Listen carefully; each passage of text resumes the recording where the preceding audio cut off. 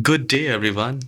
Learn how to share a folder on Dropbox. So you just need to log into your Dropbox, whether in your phone or PC. And once you're logged in, you will see the window like this. And just hover the cursor on the folder you want to share in Dropbox.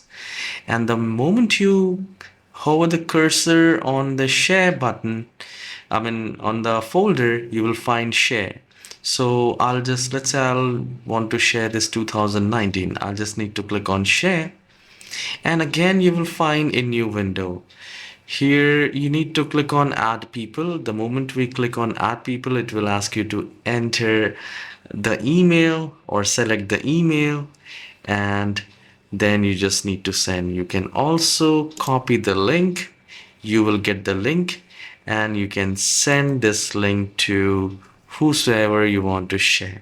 So this is how you can share your Dropbox folder to someone in Dropbox in PC or phone. If you find this tutorial short and helpful, please don't forget to hit the like and subscribe. I'll see you in the next video. Have a wonderful day.